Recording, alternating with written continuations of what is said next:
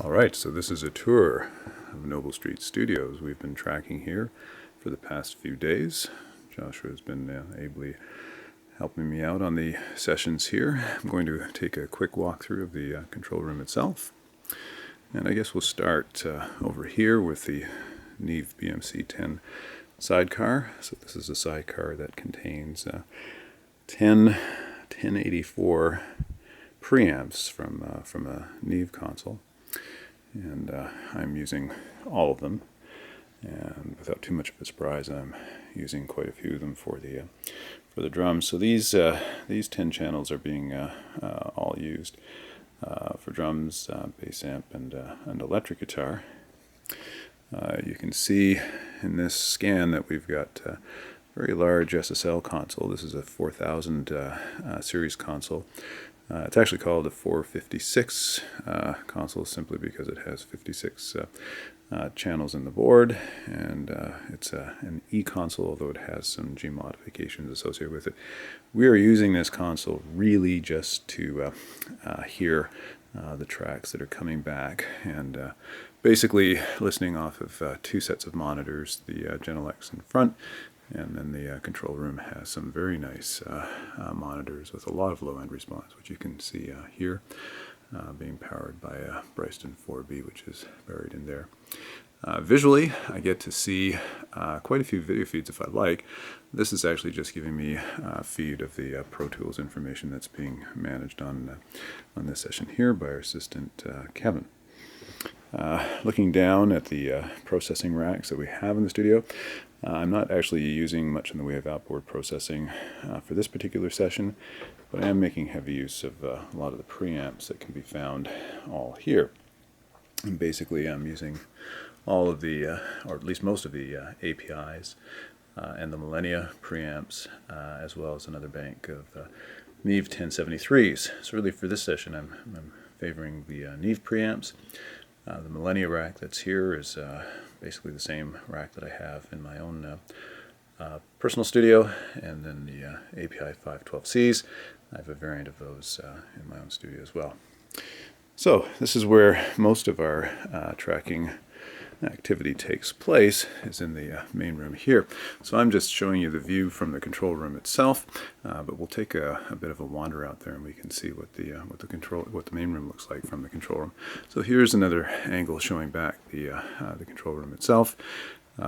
Basically, I occupy one of those two chairs, and the other chair is occupied by our assistant, who manages the Pro Tools sessions for the work that we're doing here. There is an isolation room that you can see off to the distance. We haven't used that yet, but we will be tracking some of the acoustic instruments there. So we'll continue on with our little tour of the studio. This is a sound lock between the control room and the main room. And here we've got a speaker cab for the electric guitars. So we close all the doors and try to keep things as quiet as we can with this rather huge baffle of foam. Coming into the main room itself, you can see we've got this gorgeous space, and it's quite large. It's 30 by 37, and it goes up quite high. And if you look, we've got a beautiful skylight that allows a lot of natural light to come in. For this session, we've basically got our keyboard player, Brad. Now, he has a workstation here for when he's doing his electric keys. But in here, behind a wall of baffles, we've got this beautiful Fazioli grand piano. Unfortunately, we had to cover it all with moving blankets simply because of the proximity to the drums that you can see off in the distance there. So we wanted to provide as much separation between the piano and the drums as possible. And so once we positioned our microphones, we have 4 microphones inside the piano, 2 Neumann U87s and 2 Royer 122 ribbon microphones. And they're doing just a wonderful job of capturing the sounds out of what is really a stunning instrument. So Brad is spending most of his time here tracking his piano parts, but a few times he jumps out and does his keyboard parts here. So then we'll walk over to Tony's station, So Tony is putting the guitar parts down. Now for this week, we're focusing primarily on his rhythm parts. We'll be overdubbing his polish lines after we finish the work here this week.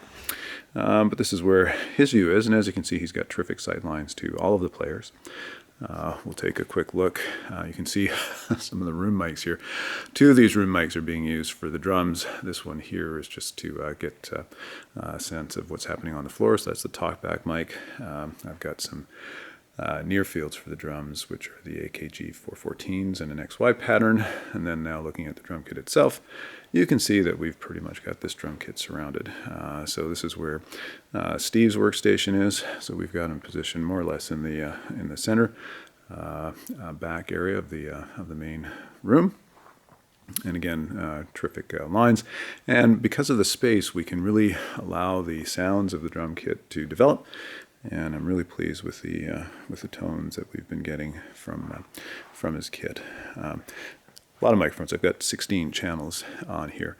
What I'm most happy about is that they've got two U67s that I've been using to get the overheads, and they're doing a wonderful job. I could probably have gotten away with just 3 or 4 mics on the kit, but I don't know. I'm so used to multi-mic drum recording that I couldn't resist. Our bassist, this is his workstation, so he's been primarily playing through this Ken Smith bass, which does sound awesome. We have his amp in a separate area of the studio, isolated, and we're taking a direct line from his instrument here as well. So 2 input sources for the bass, and as you can see, he also has terrific lines to the drums as well as to the other players. And then last, but certainly not least, because this is Trevor's project after all, this is Trevor's workstation for his electric violin. And you can see his pedal board arrangement here and his monitor station here. There is this Shure SM58 mic, but he assures me it's not for recording, it's for using one of the special effects that he's got on his pedal board. So there it is. A bit of a quick walkthrough of the studio at Noble Street. Thanks for watching.